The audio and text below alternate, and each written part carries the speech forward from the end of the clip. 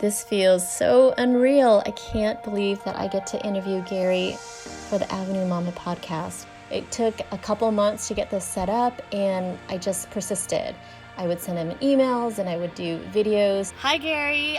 My name's Annie. To get his attention to approve on me meeting up with him. And I do have the podcast now, and so I would love for you to come on and just talk about parenting. I know his messaging will be so important to our listeners, and he could break through them and he could get to them in a way that only Gary V can. I think there's an enormous amount of children that would benefit dramatically from watching their mother doing what she wants to do and be happy, and in addition to her trying the best she can to balance her definition of motherhood.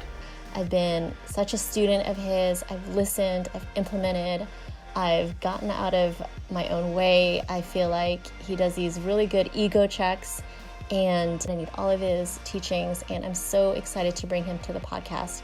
I couldn't be more grateful. I am looking to put enormous, uncomfortable amounts of pressure on parents. Yes. To understand that the incredible disservice that they are doing to their children, because their self-esteem is wrapped up in their children's accomplishments, is saying, I choose the opinion of my contemporaries or my parents and friends over my own child's actual happiness, is unacceptable.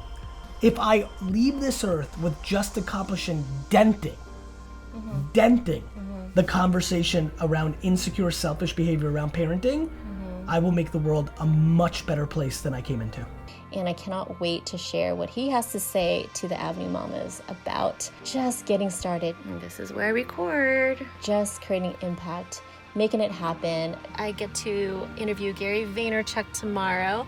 So I'm outside of the library in the parking lot getting my notes, doing the hard stuff that is repetitive and making people tap into their real gifts and sharing it with the world. Can you imagine that there's so many women right now sitting and listening who are creative as hell, who can get their creative energy out, check, they're not doing it, absolutely, and finish off paying the $737 in debt that they have that they're collecting 10% interest on, that's still hanging over their head, all in the next month by just listening to us and posting their content that they make, whatever they make, on Etsy or Facebook Marketplace. That is remarkable. And one of those women will actually go on and build a $10 million art brand.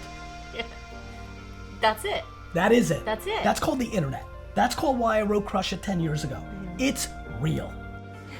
Hey, Avenue Mama, you got this. Boom.